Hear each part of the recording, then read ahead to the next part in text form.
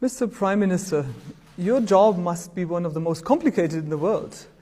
I mean, there is your relationships with the United States, there's China who really wants to invest here, but the more they invest, your relationships with the United States might become even a little bit more complicated. Then you have Iran, Afghanistan. Before you joined politics, you have had such a fantastic life. Why do you do that to yourself? So, a few questions. Let me start. Firstly, I came into politics because I felt that Pakistan has tremendous potential, always had tremendous potential. When we were growing up, Pakistan was the fastest growing country in Asia. Pakistan was a role model for development in the 60s. So we lost our way, and my whole objective of coming into politics was that we wanted Pakistan to achieve its potential, and it has huge potential. Now, your first question that we live in a tough neighborhood, we have issues, balancing act, because we have, for instance, Saudi Arabia, which is one of Pakistan's greatest friends, always been a friend in need for us. Then we have Iran, which is a neighbor, and we have always had good relationship with Iran. So the conflict between Saudi Arabia and Iran is something which for Pakistan would be disastrous if it went into some sort of a military conflict. So we are trying our best to make sure that these two, one neighbor and one friend, things do not deteriorate amongst them. Things do not actually lead to a conflict. And as it is, this region cannot afford another conflict. The other is Afghanistan. Pakistan is doing its best for peace in Afghanistan.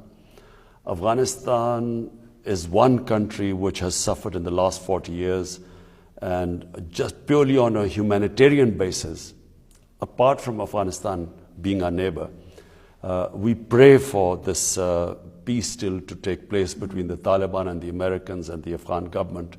So finally there would be peace there. The biggest problem right now is India. I'd like to catch up on that. I mean, we were nearly facing a war last year, and ever since Prime Minister Modi scrapped this special status for Indian administrated Kashmir last August, it's getting even more tense. What is your government doing or planning to diffuse these tensions with New Delhi? Look, I was the first political leader to warn the world about what has happened in India. India has been taken over by an extremist, a racially extremist, exclusive ideology, which is called Hindutva.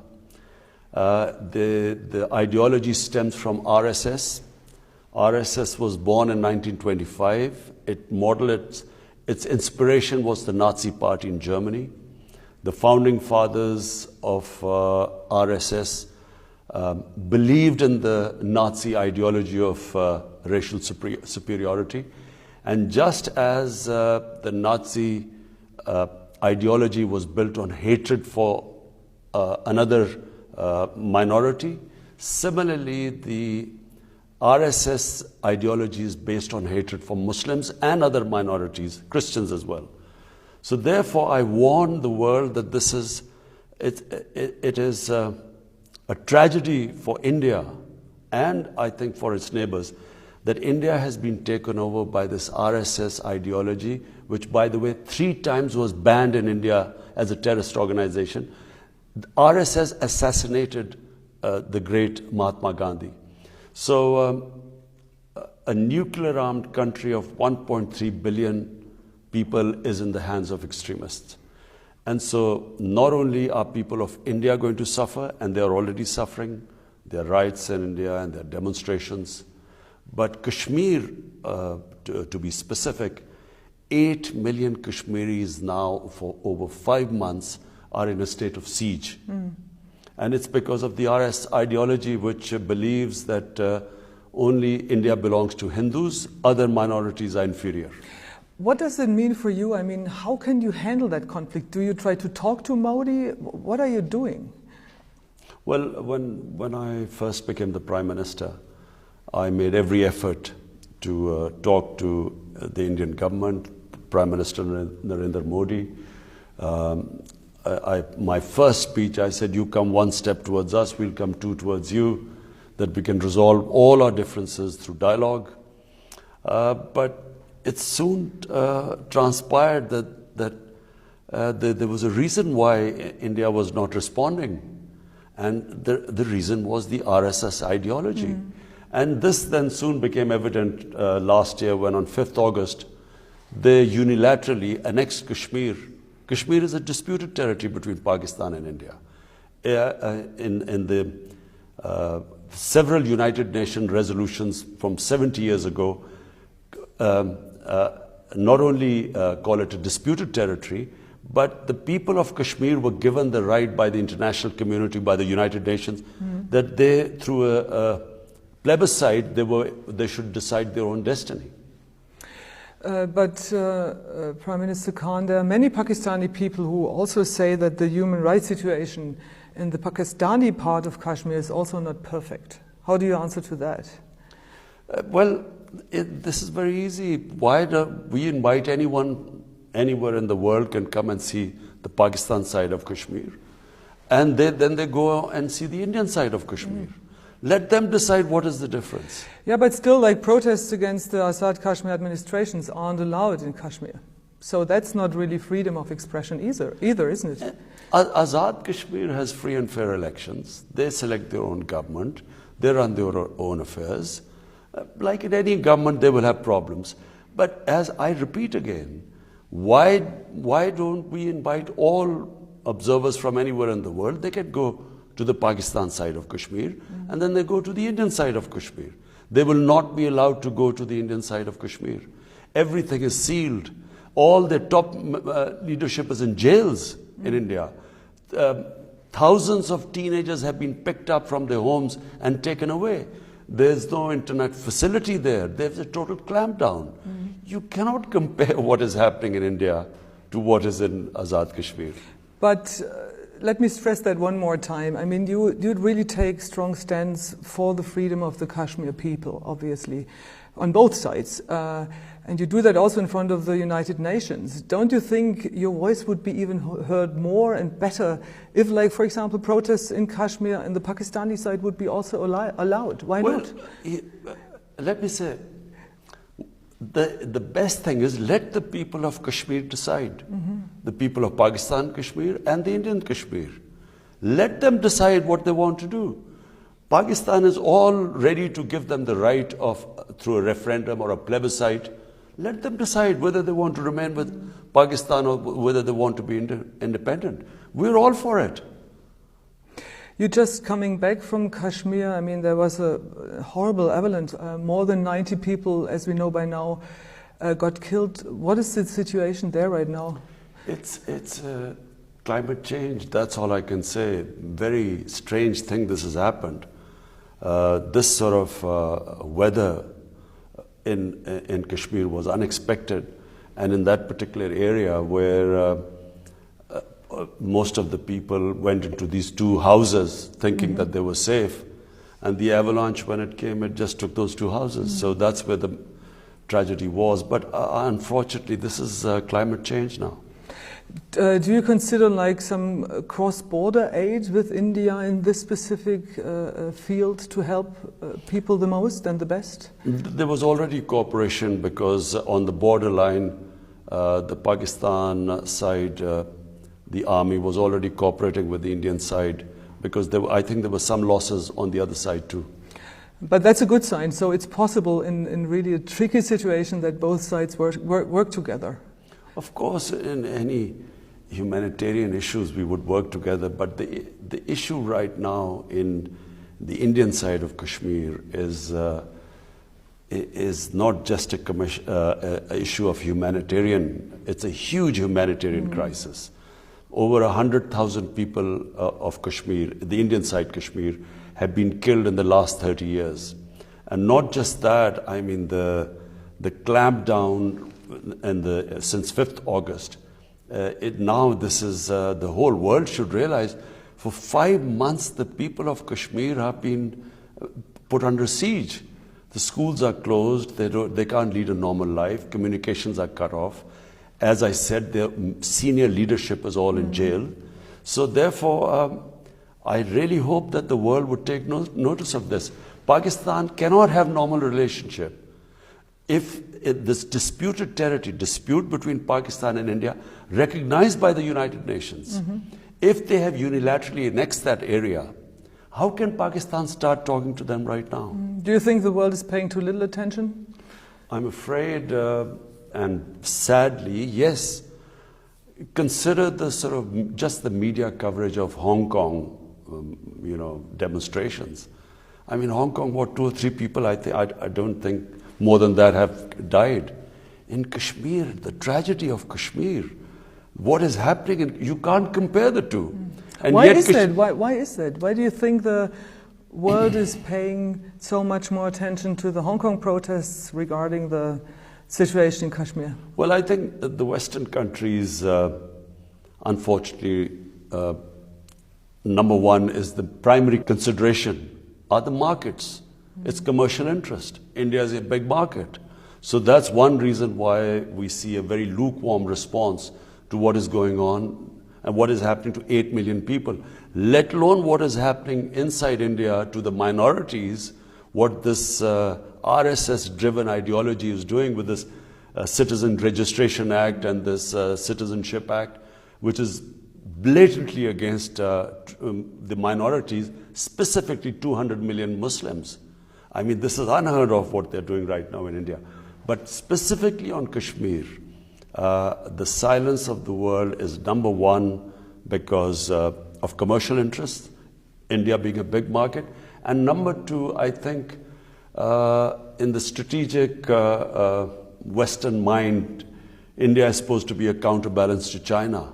And therefore, you see a completely different approach to what is all this. And I'm afraid this is going to pose a threat not just to Pakistan and the neighboring countries or to the Indian minorities, but eventually this will be a threat to world peace.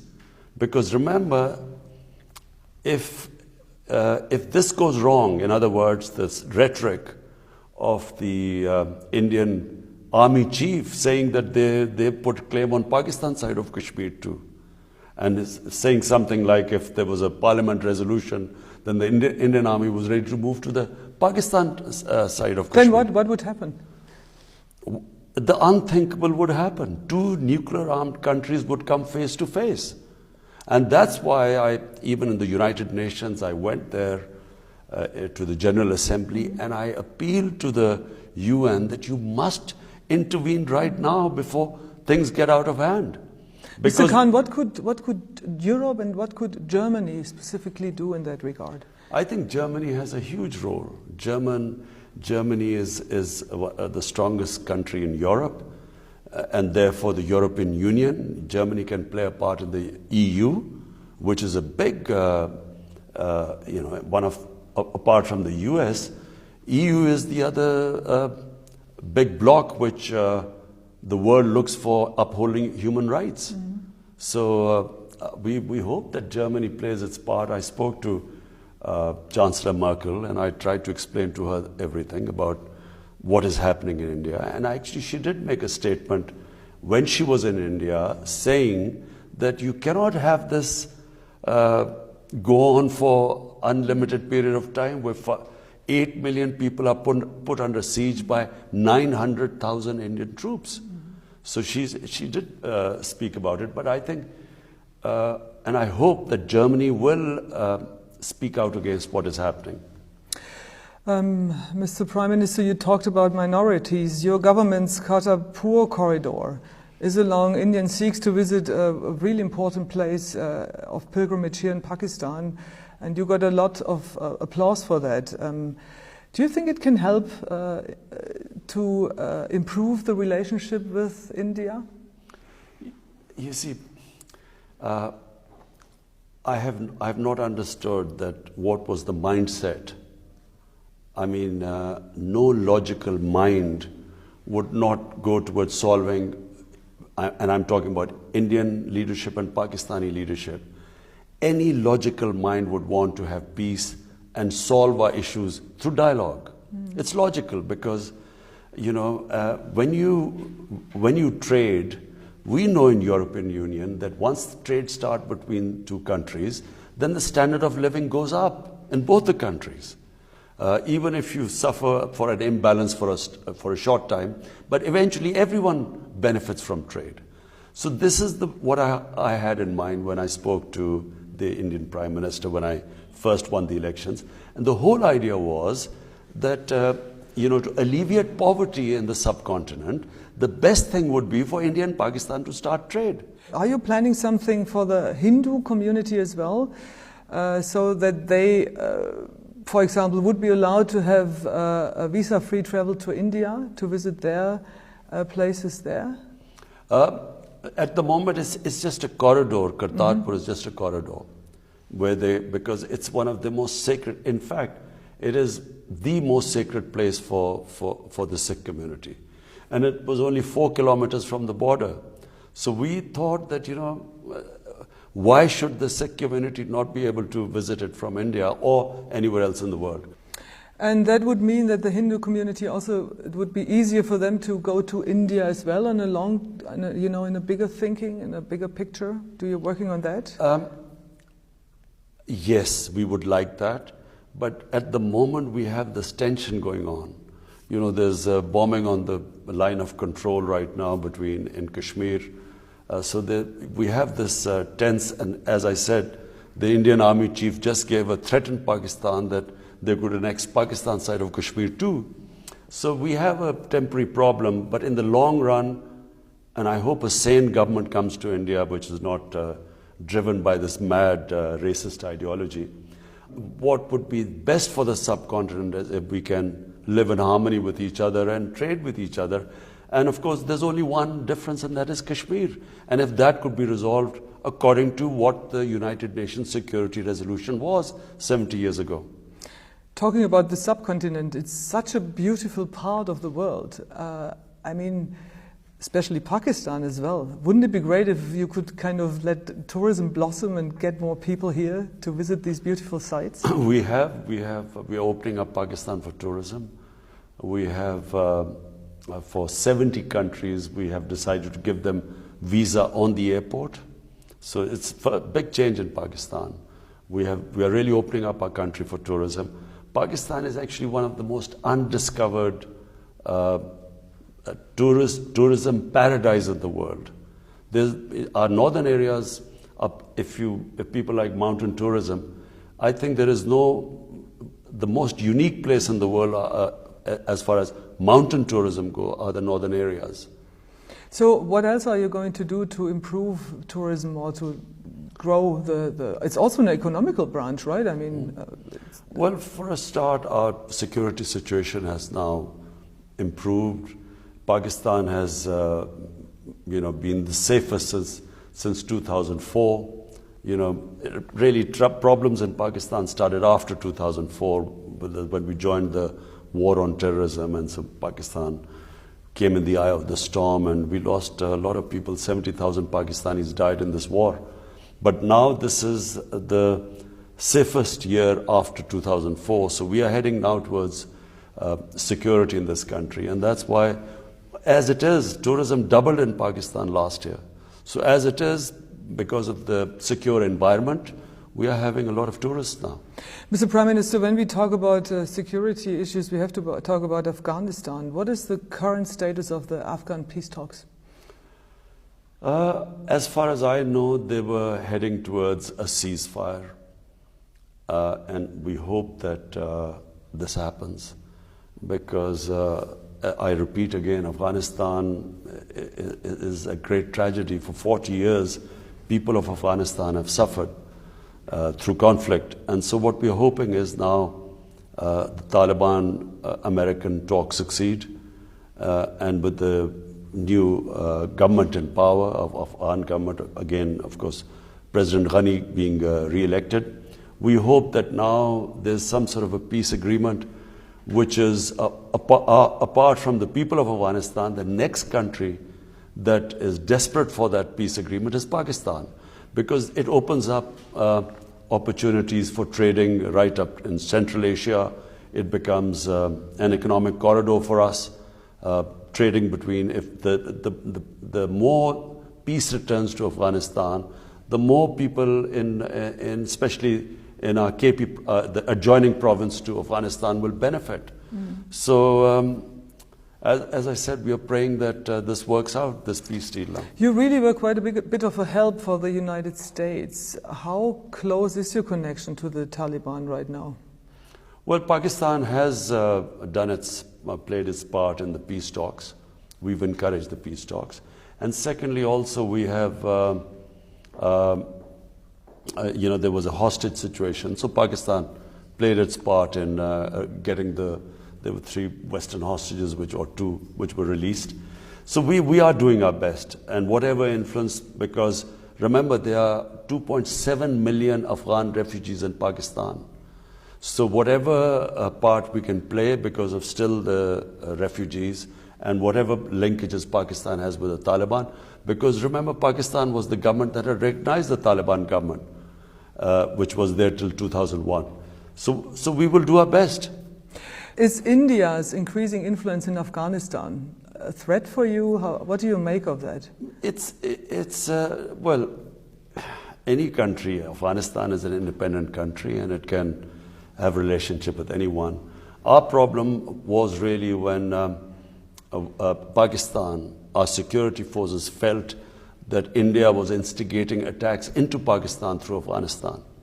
That was the main concern of Pakistan. Apart from that, well, it's India and Afghanistan relationship is between the two countries, but it only affects us when we feel that India uses Afghanistan to have terrorist attacks within Pakistan.